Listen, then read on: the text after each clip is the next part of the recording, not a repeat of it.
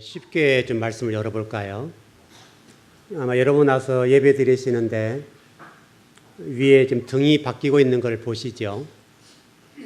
지금 등이 주광색이어서 지금 색깔이 바뀌고 있죠. 잘 모르신 분은 모르시죠. 원래 지금 이게 한 100개 정도 등이 들어가는데 우리 교회 전체적으로 한 달에 전기세가 한 100여만 원 나오거든요. 100여만 원 정도 나오는데 너무 지출이 많다 싶어서 제가 많이 고민을 했었어요. 그래서 교회 좀 재정을 가지고 좀 저걸 다 바꾸어 보겠다고 해보니까 한 번 딱 바꾸는데 100만 원이 들어가더라고요. 그래서 쉽지가 않아서 기도를 하고 있었는데 이제 우리 성도들 가운데 한 3분이 매 달마다 지금 조금씩 바꿔가고 있는 거예요. 그래서 뒤에 지금 한 번 정도만 더 바꾸면 될 것 같은데 거의 한 3, 4개월에 바꾼 거죠. 그러면 지금 전기 소모량이 원래 지금 저기 주황색인지 저게 21W거든요. 21W 하나가 21W인데 지금 바뀌어진 이거는 하나가 7W에서 8W예요. 3분의 1로 줄어든 거죠. 전기세 전체적으로 보게 되면 3분의 1 줄어드는 거예요. 이해되시죠? 자, 여러분 이제 한 번에 일을 해보려면 당장 눈앞을 보려고 하니까 이게 교회가 일 처리가 쉽지 않더라고요. 그래서 이제 그걸 알지만은 고민을 하고 있는데 또 기도하고 그러는데 성도들 가운데 제가 그 고민한 걸 알고 있는 거죠. 그러니까 몇 분이 힘들지만은 우리가 일을 해보겠다고 그래가지고 이 등을 지금 매 달마다 지금 3분이 지금 바꿔가는 거예요. 만만하지 않아요. 3분이 바꿔가시는데 바꿔가니까 전기세가 절약이 되겠지요. 그리고 이제 물론 교회 자체적으로도 키로수가 지금 45km 정도 된 건데 전체적으로 제가 한전에 가서 좀 알아보면서 10km를 다운시켰어요. 그러니까 이게 10km를 다운시키니까 한 달에 한 7만 원 정도가 절약이 되는 거죠. 한 달에 7만 원이면 1년이면 얼마예요? 70만 원에다 84만 원이잖아요. 그것도 만만한 돈이 아니라고요. 그래서 그렇게 해서 지금 다운을 시켰고, 원래 지금 우리 교회 준공할 때가 45km, 교회 1층이 40km, 위에 사택이 5km, 그래서 45km인데, 그래서 지금 10km를 다운 시켜버리니까 7만 원 정도가 지금 전략이 된 거예요. 또 거기다가 지금 성도들이 수고를 해주시니까 이게 3분의 1로 다운이 되는 거죠. 그러면 실질적으로 한 달에 따져보니까 상당히 이 전략이 되는 거예요. 지금 말씀이 좀 그렇다고요. 여러분 인생도 똑같고, 여러분 인생을 보면 제가 언제가 미설 그랬었어요. 미국에 있는 어떤 그 큰 대학, 유명한 대학에서 이 설문조사를 해봤었어요. 학교 다니는 학생들 가운데 미래 장래에 목표가 있는 친구들과 목표가 없는 친구들을 이렇게 좀 점검을 해보니까 목표가 있었던 친구들 가운데 또 성공한 친구들과 목표가 없던 친구들 가운데 성공한 사람들 비교 분석해 보니까 목표를 가지고 출발했던 사람들이 훨씬 성공을 많이 했더라는 거예요. 그러니까 목표를 이루었던 준비하고 갔던 사람들, 계획했던 사람들이 세상 속에 나가 살아보니까 그 사람들이 성공을 많이 했더라는 거예요. 특별히 그 가운데 거의 70-80% 이상이 목표 한 발을 이루었고 성공했었어요. 여러분 인생도 똑같아요. 제가 지금 쉽게 좀 설명을 드렸습니다만은 이게 지금 쉽지 않죠. 당장 눈앞을 보니까 못하겠는데 성도들이 수고를 해주셨는데 이게 성도들 수고를 해주시면 실질적으로 한 1년만 지나면 성도들 수고해준 값 이상으로 이게 전략이 되는 거죠. 우리 인생도 똑같아요. 우리 인생을 좀 멀리 볼 수 있어야 돼요. 먼 목표를 세워놓고 중간 목표, 현재 목표, 현재 이루어야 될 것들, 이 순서를 잘 정해놓고 가셔야 돼요. 이게 정리가 안 돼 있으면 여기만 헤매는 거예요. 많은 사람들, 많은 또 성도들 마찬가지인데 먼 미래 계획을 세워놓지 않고 목표를 세워놓지 않고 매일매일 주어진 대로 사는 사람이 많아요. 매일매일 주어진 대로 사니까 당장에 어떤 허덕인 일은 없을지 몰라도 항상 현재 미래가 없는 거예요. 그래서 여러분들이 인생을 살아가면서 꼭 유념할 거 뭐냐면 멀리 보고 계획을 세우세요. 그리고 그 계획에 맞게 세부적인 이 계획을 세워서 이루어 가시라고요. 여러분 성경이 그렇게 되어 있어요. 성경이요. 우리가 지금 요한계시록 지금 2장 공부를 하는데 성경 전체도 마찬가지입니다만은 요한계시록 2장도 교회 얘기죠, 지금. 교회 7교회 얘기인데 지금 우리들 교회 얘기하는 거예요. 한국 교회 얘기, 세계적인 교회를 얘기하는 건데 제가 지금 지난주에 어떤 구도를 좀 잡아드렸어요. 오늘도 그거를 할 건데 일단 여러분 성경을 꼭 볼 때 뭘 먼저 보셔야 되는가 하면 틀을 보셔야 돼요. 구조. 어떤 구조를 가지고 있는가? 성경 전체에 구조가 있어요. 창세기 요한계시록에 큰 틀이 있단 말이에요. 이게 구조라고 설명을 드리겠고 여러분 보시다시피 우리 교회도 똑같아요. 우리 교회가 지금 이게 여러분 기둥이 있죠. 기둥이 있는데 좀 보기는 이러면 어쩔지 모릅니다만은 이 기둥이 전체적인 힘을 받쳐주는 거예요. 힘을 받쳐주는데 아주 튼튼하게 지어놨어요. 원래 옆에다 붙였으면 더 좋은데 옆에 황토를 붙이려고 하는 그런 것들 때문에 좀 설계를 이렇게 한 거예요. 한 건데 이렇게 밖에 같은 경우는 제가 예를 들어서 한마로 치면 쳐져버려요. 밖에는. 이게 중간과 중간 사이에 허공이라고요. 허공 사이에다가 밖에 벽돌 한 장 붙이고 위에 황토를 붙여놓은 거예요. 물론 이게 잘 안 깨질 겁니다. 굉장히 단단합니다. 이게 지금 벽이 거의 50cm 정도 되니까 웬만해서는 뚫어지지 않아요. 이게 지진이 나도 흔들리지 않아요. 탄탄합니다. 탄탄하지만 더 탄탄한 것은 이 기둥이에요. 이 기둥에 튼튼하게 가지고 지금 딱 잡고 있죠. 이 구조. 이걸 가지고 있어야 돼요. 여기다가 옆에 틀을 붙이는 거죠. 옆에다가 구조물을 붙여놓으니까 이게 건물이 되었어요. 여러분 성경도 똑같아요. 성경을 볼 때에 큰 구조를 가지고 계셔야 돼요. 책별로도 똑같아요. 요한계시록의 책 전체도 구조가 있어요. 또 2장 안에도 구조가 있어요. 에베소 교회에도 구조가 있어요. 그 구조를 알고 세부적인 걸 알면 성경 공부가 쉽고 하나님 뭘 말씀하신 것을 이해할 수 있다고요. 여러분 경제적인 용어로는 우리가 좀 거시적인 것과 미시적인 그렇게 얘기를 쓰지 않습니까? 숲을 봐야 되고 나무를 봐야 된다 그런 얘기를 하는 건데 여러분 숲만 본 사람들은 뭐죠? 나무만 본 사람은 숲을 못 봐요. 숲을 본 다음에 나무를 보셔야 돼요. 제가 언제 이 설교했었어요, 여러분들에게. 혹시 우리가 어떤 등산을 가다가 조난을 당했다. 그럼 어떻게 되겠느냐? 그때 제가 설명을 드리기를 위로 올라가라 그랬어요, 위로. 무조건 위로 올라가야 되는 거예요. 위로 올라가서 가장 높은 곳에서 밑을 쳐다볼 수 있어야 돼요. 그리고 내가 지금 갈 방향이 어딘가 이걸 찾아야 돼요. 근데 만일에 숲속에서요, 숲속에서 헤매버리면 계속 헤매고 힘만 빠져버려요. 그리고 나중에 지쳐버려요. 그 잘못 조난당하면 잘못 죽는 거예요. 그럴 때는 무조건 위로 향해서 올라가야 돼요. 위로 올라가서 정상에서 밑을 내려다보면 돼요. 그럼 내가 어디에 올라왔던가 이걸 알 수 있어요. 여러분 가끔 그런 일 있지 않습니까? 여러분 그럴 수 있어요. 이게 성경도 똑같다고요. 거시적인 것을 가지고 있어야 돼요. 거시적인 틀을 가지고 미시적인 걸 볼 수 있어야 돼요. 그러니까 이런 성경 전체적으로도 거시적인 틀을 딱 가지고 있으면 미시적인 부분에 있어서 흔들리고 헷갈려도 해석이 가능해요. 여러분 목회자이지만 제가 성경을 꽤 공부한 사람인데 우리 성도들이 성경을 많이 아시거든요. 굉장히 아시죠? 많이 읽고 우리 성도는 성경을 굉장히 많이 읽으셨죠. 또 공부 많이 했으니까 웬만큼 질문하면 이게 어려운 질문들 한단 말이죠. 그럼 목회자 당황할 수가 있어요. 또 전혀 생소할 수가 있다고요. 아무리 성경을 제가 많이 읽었어도 다 알 수는 없어요. 그러면 제가 어떤 그런 해석들 해드릴 때 전체 틀에서 해석을 해드려요. 그 한 절을 해석할 때 어려울 때가 있다. 난내 구절이라고 해석이 안 되는 구절이 있어요. 그런 구절이 나올 때는 전체 틀 안에서 해석을 해드려요. 그러면 틀리지 않아요. 여러분 2장이 그런 거예요. 여러분 지난 우리 주일날 공부할 때 그 공부에 있었어요. 이 구조에 있어서 첫 번째는 동일한 구조를 가지고 있다. 7교회가. 무슨 얘기냐면 에베소 교회에 사자에 편지하라. 그 다음에 서문화 교회에 편지하라. 이런 식의 구조를 가지고 있다고요. 이게 첫 번째예요. 두 번째는 예수 그리스도의 부분적인 속성이 드러나요. 무슨 얘기냐면 이런 얘기예요. 오른손에 7뼈를 잡고 7금 촛대 사이를 거니신 이가 이르시되 또는 가라사대 그 말이에요. 바로 이런 구조를 동일하게 가지고 그게 예수 그리스도의 부분적인 속성이 드러나 있어요. 이게 두 번째예요. 세 번째는 수신자들에 대한 완전한 지식이 있어요. 자, 무슨 얘기냐면 어느 교회 어느 사자에게 이렇게 돼 있다고요.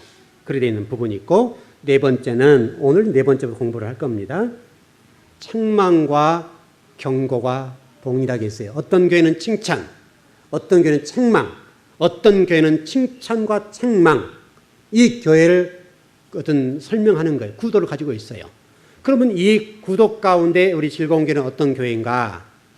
여러분 얘기하는 거 지금 교회 건물 얘기하는 거 아니에요? 여러분은 어떤 신앙인인가? 그거를 보라는 거예요. 그래서 이 에베소 교회를 공부하는 동안에 아마 더 계속해서 열어드릴 텐데 나는 지금 뭐가 잘못됐는가? 그걸 점검하라는 거예요. 여러분 그 점검하는 시간이에요. 그걸 점검하면서 내 이 부분이 잘못됐거나 그걸 보시는 거예요. 그래서 여러분 계시록 2장 4절 보니까 이렇게 되어 있어요. 그러나 너를 책망할 것이 있나니 너의 처음 사랑을 버렸다. 이게 에베소 교회의 핵심이에요. 예수님께서 이 말씀을 하시기 위해서 여러 가지 얘기를 해놓은 거예요. 이 얘기를 알면 되겠죠. 이건 나중에 풀어드릴 건데 여러분들이 이 지금 중심 핵심적인 메시지인데 이 메시지를 보면서 현재 우리 교회 여러분들 또 한국 교회를 보시면서 이 교회가 뭐가 문제인가 그걸 보시라는 거예요. 그럼 처음 사랑을 버렸다는 게 뭔가를 여러분 아셔야 될 거 아니에요? 그거는 제가 열어드릴 거예요. 나중에 열어드릴 건데 그걸 점검하면 나는 지금 뭐가 잘못됐는가 점검이 가능해요. 하나님께서 반드시 이 말씀을 통해서 점검할 수 있는 게 뭐냐면 칭찬받을 성도가 있고 책망할 성도가 있다는 거예요.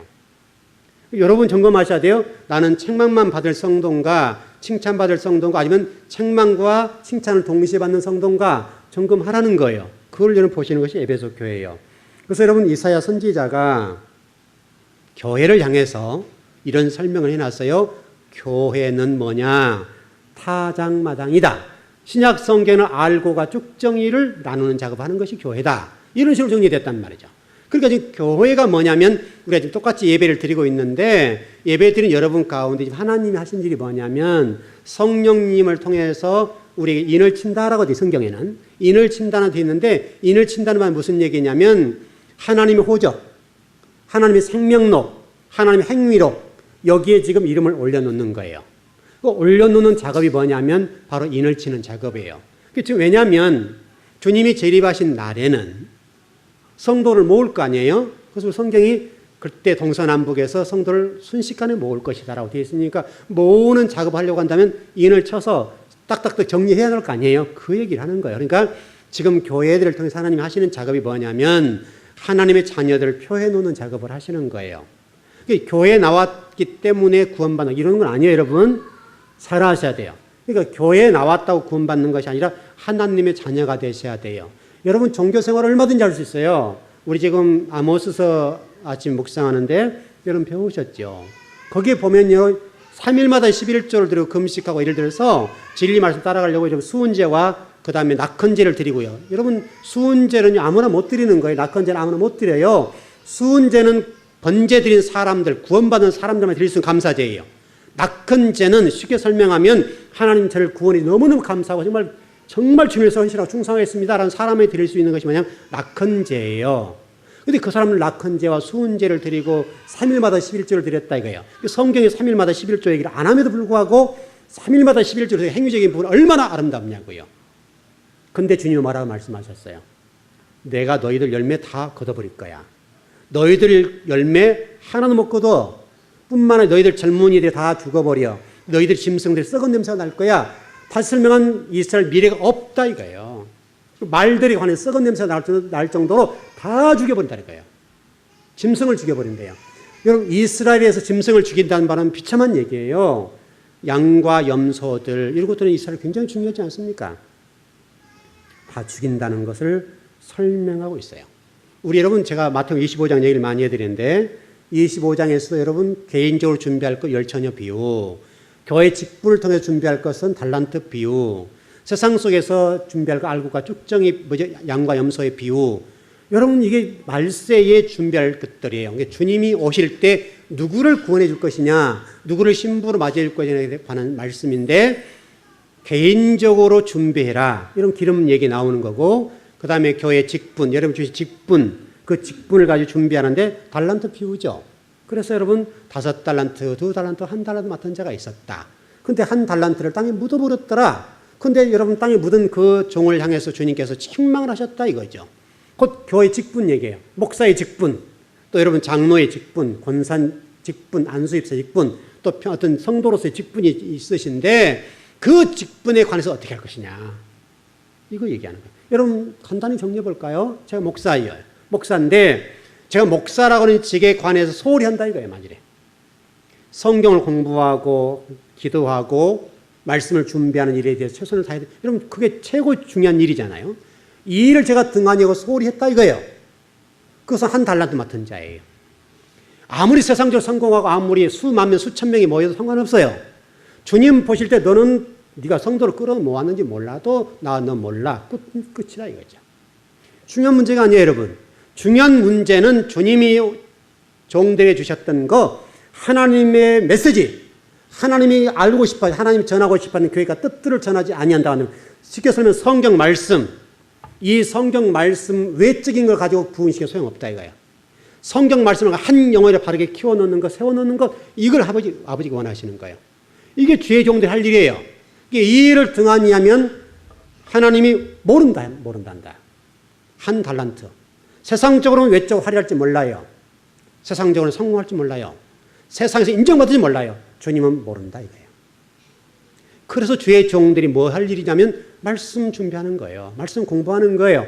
이거 해야 돼요. 근데 여러분 실제로 해보시면 알다시피 여러분 어려워 이게요.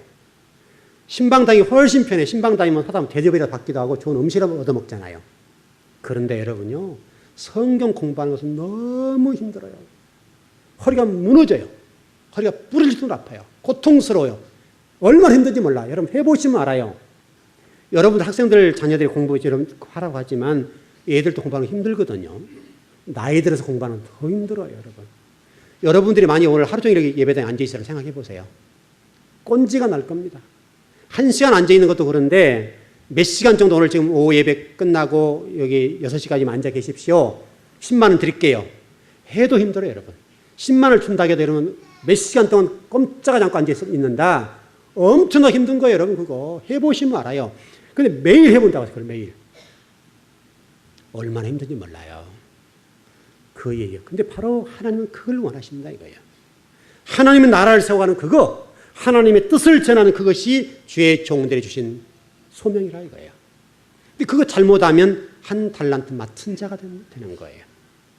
여러분도 똑같아요. 우리 교회도 장로님들 3분 계시고 안수 집사님, 권사님들 계세요. 또 일반 집사님들 계세요. 또 평신도들 계세요. 그 여러분의 직분이에요. 직분인데 그 직분을 잘못했을 때는 어떻게 할 거냐 이거예요. 여러분이 맡은 그 직분에 관해서 소홀히 했을 경우는 그 직분이 여러분을 심판해 버리는 거예요. 한국교회 성도들은요, 이 직분을 계급으로 생각하기 때문에 참 좋아하거든요. 어떻게 세상 속에서는 성공 못하는데 교회 안에서는 직분까지 성공하려고 그래요. 계급으로 생각한단 말이에요. 계급으로. 근데 이건 계급이 아니에요, 여러분. 근데 이 계급이 아니고 실질적으로 십자가를 지고 죽으라는 거거든요. 직분이 올라가면 십자가 무게가 무거워져요. 여러분 십자가 무거워지니까 제가 이 길을 걸어가는 거잖아요. 저를 먼저 생각하지 않고 교회 하나님 나라를 먼저 생각하는 것이 그거예요, 여러분. 근데 제가 만약 목사로 살아가지만은 저만 위해서 간다면 교회를 놔둬버리고 제 이익을 챙길 거 아니에요. 근데 저에게 주어진 십자가 있기 때문에 그 십자가를 지고 하는 거예요. 근데 그건 어려워, 힘들어요. 여러분 쉽게 설명해서 여러분이 사업을 하는 목적이 뭐예요? 돈을 벌려고 하는 거죠. 직장 생활의 목적이 뭐예요? 월급 받으려고 하는 거잖아요. 근데 여러분 그거 안 돼봐요. 머물러 있어요? 금방 박차고 나와요. 근데 여러분 주의 종은 그러지 못하는 거예요.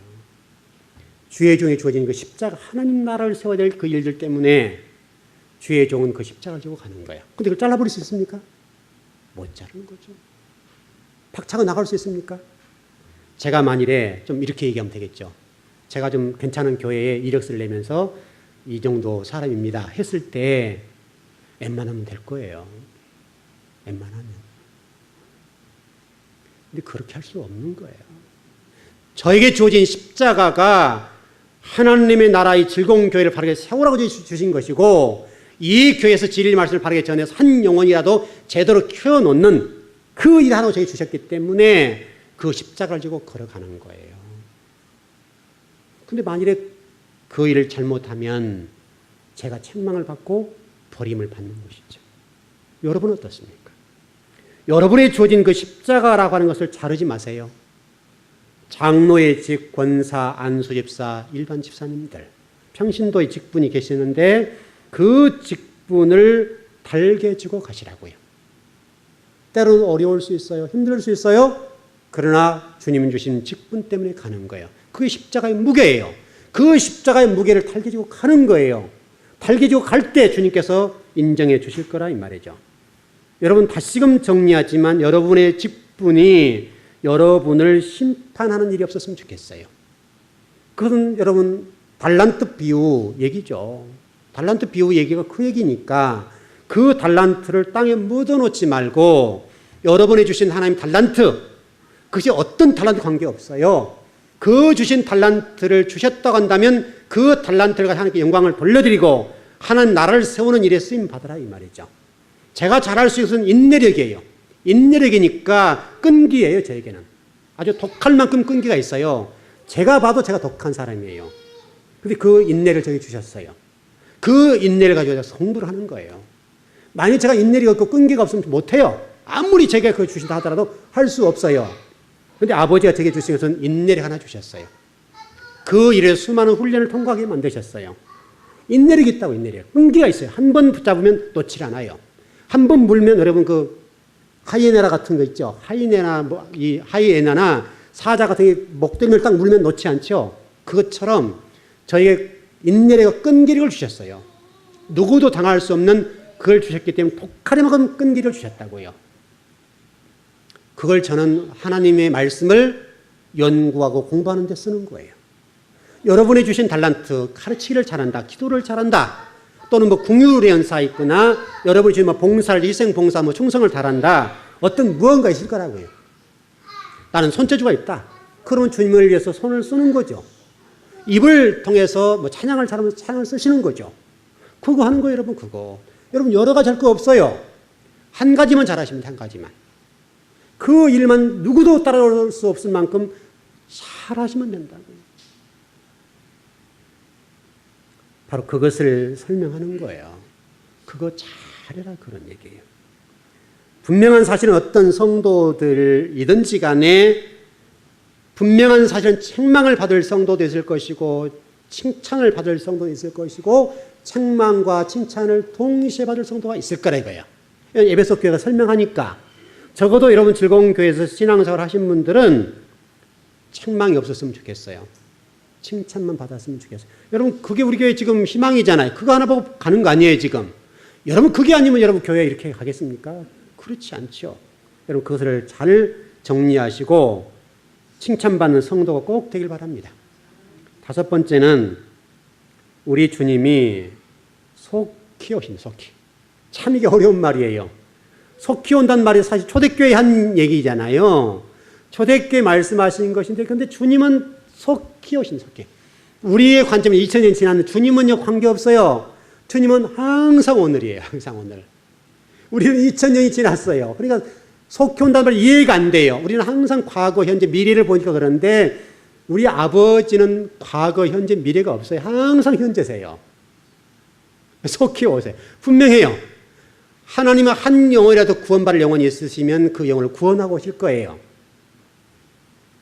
여러분 시간표에서 보지 마시고 하나님의 시간표에서 보시고 속히 온다는 것을 잊지 마시고 여러분 가운데 문제점을 찾고 해결할 기회를 찾아서 충성 봉사하시길 바랍니다. 우리 지난주에 이런 말씀 드렸어요.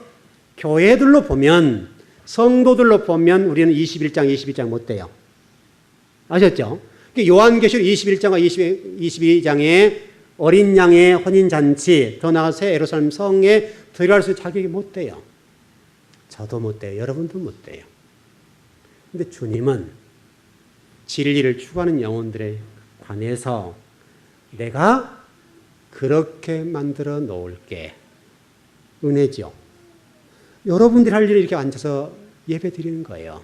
예배를 잘 드리고 하나님을 지향하고 말씀을 살고 몸부림만 치면 우리 아버지께서는 저와 여러분들에게 반드시 그렇게 만들어 놓을게. 얼마나 힘이 됩니까, 여러분? 나는 할 수 없어요. 여러분도 할 수 없어요. 그러나 아버지가 그렇게 해놓겠다. 여러분 거기에 비전을 두길 바랍니다. 그 용기가 되고 비전이 되고 위로가 되는 메시지가 되어서 어떤 일이 할지라도 주님이 그렇게 하신다고 하시니까 그렇게 될 것이다 라고 하는 믿음을 가지고 도전해 가시라 이겁니다. 여섯 번째, 청종하라. 다시 설명하면 귀 있는 자는 성령이 교회에 하신 말씀을 들을지어다. 그렇게 돼 있죠. 여러분 이게 굉장히 중요한 말이에요. 이게 지금 일곱 교회에 동일하게 후렴구에 꼭 나와 있는 말씀이에요. 일곱 교회에 동일해요. 책만만 있는 교회에도 귀 있는 자는 성령의 교회에 하신 말씀을 들을지어다 라고 말씀하시면서 라오디게교회나 사대교회 향해서 회개를 촉구하시고 하나님의 자녀다운 자녀로 살기를 원하시는 아버지 뜻. 그 말씀이에요. 근데 지금 이 일곱 교회에 동일하게 한 말씀인데 여러분 귀가 없습니까? 다 여러분 귀 있죠? 일곱 교회에도 다 귀가 있을 거란 말이에요. 그럼 도대체 귀 있는 자는 이게 무슨 말이에요, 여러분? 귀 있는 자는 이 말은 우리 주님께서 언어를 사용하심에 있어서 굉장히 중요한 메시지를 전할 때만 하신 말씀이에요. 마태복음 11장에 보면 이렇게 되어 있습니다. 한번 찾아보십시다. 기왕에. 여러분 뭐 집에 가서 읽어보실지 못하니까 마태복음 11장 15절에 19절만 한번 보십시다.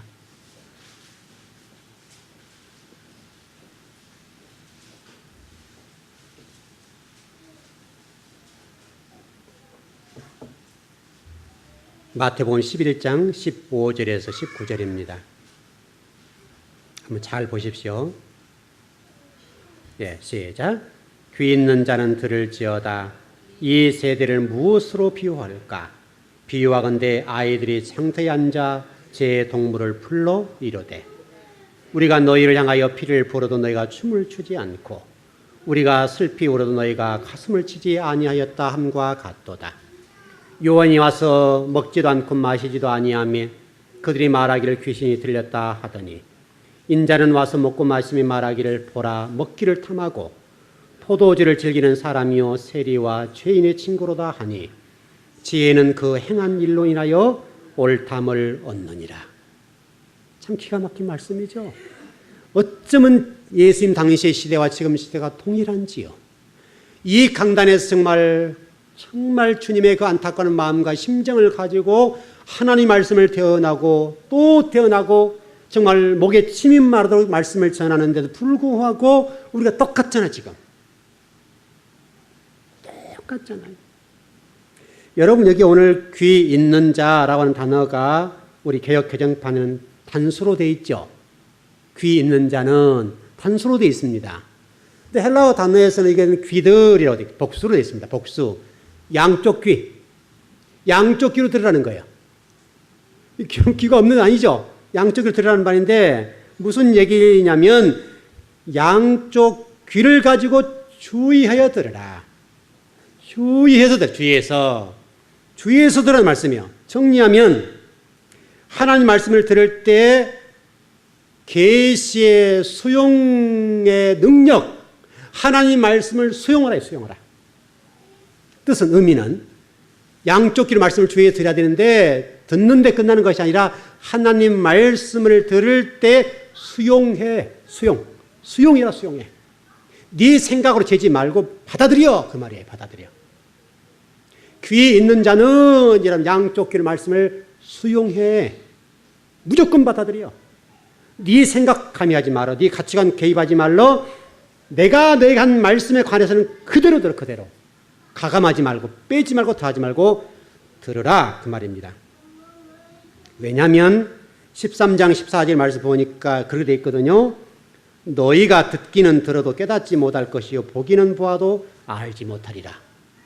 모른다는 거예요. 듣기는 들어도 깨닫지 못하고 또 보기는 보아도 알지 못할 거니까 무조건 믿고 가. 네 가치관 의식을 생각하지 말어. 그런 얘기입니다. 여러분 오늘 이게 17절에 보니까 우리가 너희를 향하여 피를 불어도 너희가 춤을 추지 않고 우리가 슬피 울어도 너희가 가슴을 치지 아니한다. 지금 장터 얘기하는 거죠. 어린아이들이 지금 놀면서 하고 있는 거예요. 이 말씀을 보니까 이스라엘 풍습과 관련된 거예요. 이스라엘 풍습은 결혼식 때는 피리를 불면 남자들이 춤을 춥니다. 남자들이 춤을 춰요. 그래서 흥에 겹는 거죠. 여러분 이스라엘 결혼식을 밤에 하는 거 아시죠? 춤을 추면서 흥에 겨워서 그러는 거예요. 근데 장례식 때는 애구가 고통하는데 누가 하냐면 여인들이 합니다. 주로. 여인들이 슬퍼하면서 통곡을 하고 애통해하는 거예요.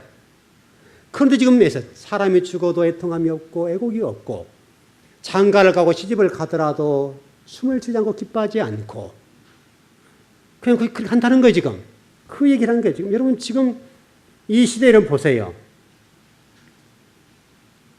이 강단에서 안타까운 마음으로 정말 목숨을 걸고 정말 땅을 치는 심정으로 메시지를 전하면 성도들이 어찌할꼬 내가 죄인이다. 내가 이 말씀을 살지 못하니 어찌할꼬 하며 가슴을 치셔야 되겠는데 이 시대의 성도들이 그러지 못하니까. 제가 목사로 살아가면서 안타까운 게 뭐냐면 참 도를 전하려고 애를 쓰고 진리를 전하려고 애를 쓸 때에 성도들이 그 말씀을 받아먹지 못하고 그 말씀을 하지 못하고 살지 못할 때에 그 성도를 바라보는 그 목회자의 심정 너무나 괴롭거든요. 주님께서도 동일하지만 저도 성도들에게 말씀을 전할 때에 반응이 없거나 하나님 나라에 관심이 없고 세속적인 것에 관심을 둘 때에 그 좌절감과 절망감, 그것은 여러분이 생각하는 상상 이상입니다. 저도 오늘 주님께서 저와 여러분들을 보시면서 그러지는 않았으면 좋겠습니다. 적어도 좀 가슴을 칠 수 있는 정도, 말씀을 먹지 못하고 말씀을 살지 못한 것에 관해서 무감각하지 아니하고 어찌할꼬 하며 가슴을 칠 수 있는 정도는 돼야 되지 않겠냐.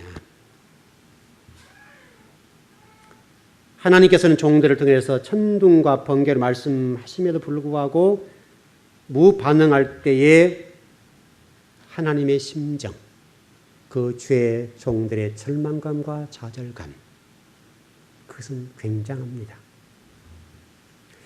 여러분 그 새벽 예배 때 좀 말씀을 나누었는데요. 그 아모스 시대에 아모스가 남유다 사람 아닙니까? 선지자죠. 북이스라엘 가서 메시지를 전했단 말이죠. 지금 생각해보면 북이스라엘 전할 만한 자가 없었단 말이잖아요. 전제가. 그 남유다에서 북이스라엘 말씀을 대언할 만큼 영적으로 깨어있는 하나님의 사람을 보낸 게 누구냐면 아모스입니다. 아모스가 말씀을 전할 때 어떤 심정인가 하면 여러분 이렇게 이해하면 될 거예요. 여러분 동물의 왕국에 보시면 사자들이 움츠리고 있다가 짐승이 싹 지나갈 때 달려가서 목소리를 딱 물지요. 딱 물고는 놓지 않죠. 바로 딱 무는 상황. 이 상황이에요 지금. 아모스 선지자가 이 상황으로 메시지를 전할 때 그때 어땠냐면 성경에 보니까 지진이 일어나서 산이 심리 밖으로 갔더라. 여러분 성경에 그게 쉽지 않은 얘기입니다. 여러분 이 교회가 심리로 가버린 거예요. 심리 이상. 4km. 4km를 옮겨져 지진으로. 그 정도로 그 당시에 어려움이 있었어요. 그러면 그 정도로 했으면 여러분 순종하고 깨닫고 돌아왔겠네요. 그러면 성경에 기록이 안 됐죠. 지진이 일어나서 산이 4km 정도 움직였습니다. 젊은 청년들이 전염병에 의해서 죽었습니다. 막 죽어나가는 겁니다. 말들, 짐승들이 썩어서 씌우지 못할 만큼 썩어버렸습니다. 냄새가 엄청납니다. 곡식들이 거둬들일 수 없습니다. 성경 말씀대로 우리 학개서 말씀과 우리 신명기 말씀도 제가 같이 드렸는데 신명기 28장의 말씀 보게 되면 그 말씀을 하셨거든요. 너희들 진리에 대해서 불순종할 때 내가 내 한재와 풍재와 메뚜기와 모든 것들을 동원해서 다 거둬갈 거야. 학개서 2장에도 동일하게 2장 17절에도 학개의 설명을 통해 설명하기를 한재와 풍재와 메뚜기 재앙을 통해서 늦 팥종이 재앙을 통해서 너희들 모든 곡식을 싹 먹어버릴게. 또 남아있는 것은 다른 이방이 와서 먹게 만들어버릴 거야. 너희들은 거두할 거 없어. 그렇겠다고요. 그럼 적어도 우리 영적으로 좀만 껴있으면 이게 지금 예산 일이 아니구나 싶었을 텐데 북이스라엘 사람들은 그래도 깨닫지 못했다.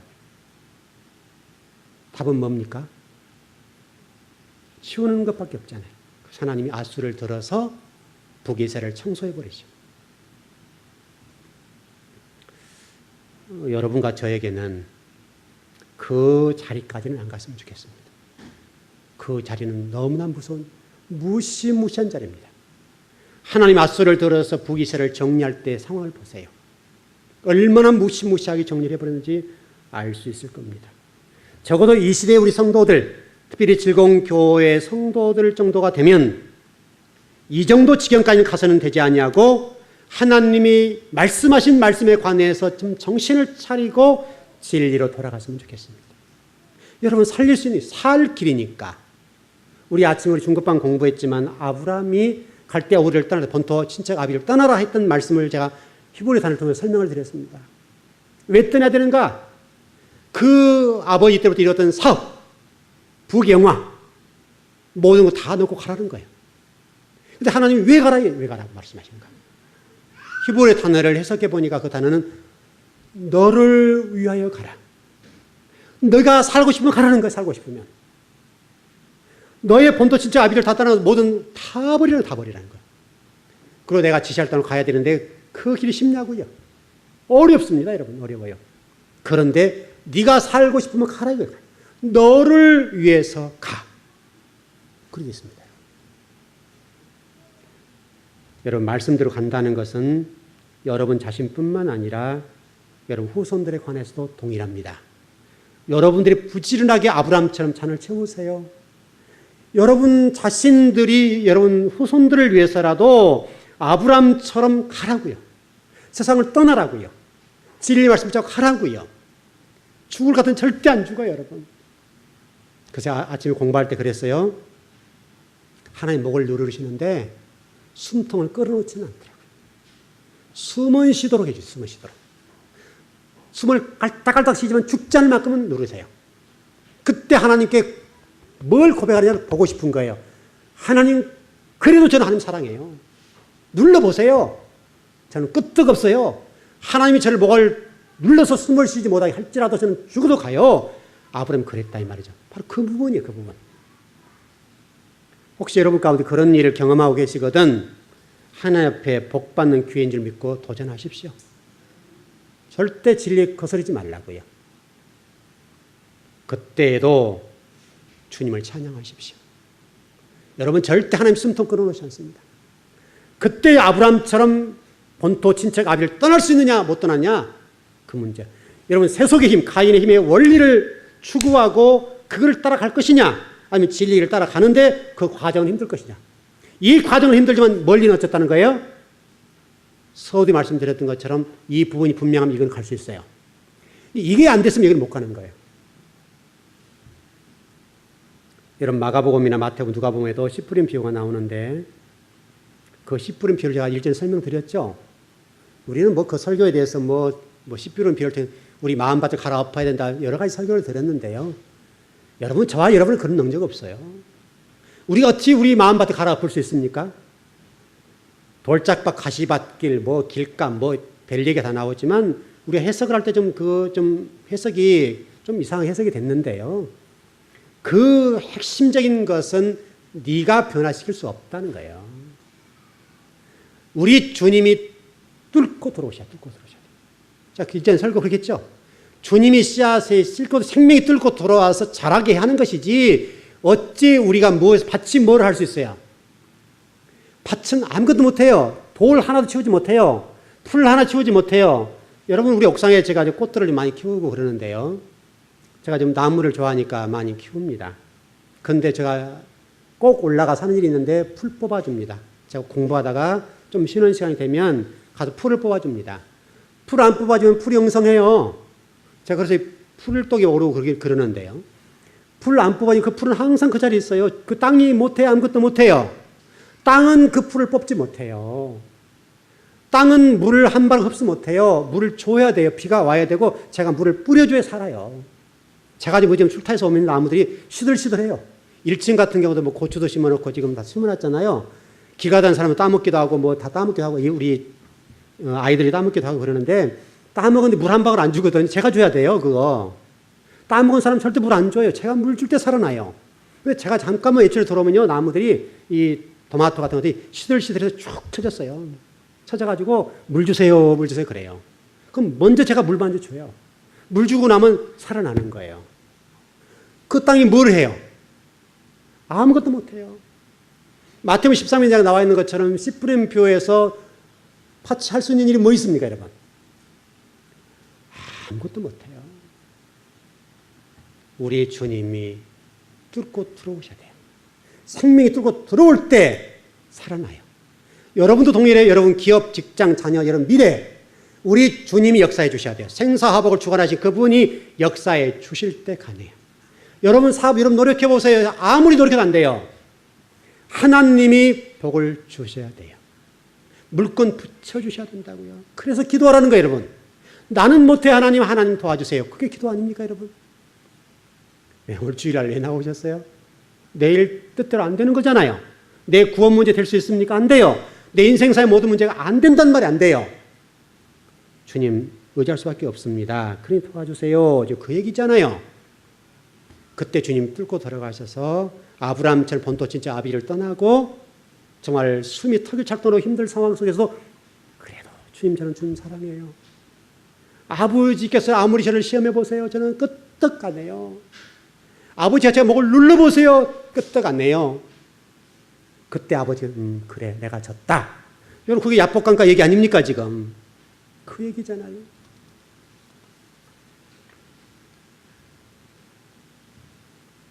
오늘 저와 여러분 예배를 드리면서 우리가 그런 신앙을 해보겠으면 좋겠어요. 그 처음 사랑. 주님을 뜨겁게 만났던 그 처음 그 사랑. 여러분 누가복음 14장의 말씀 보게 되면 여러분 그 제자에게 나오는데 제자도에게 나오는데 25절 27절 말씀 보면 이렇게 되어 있습니다.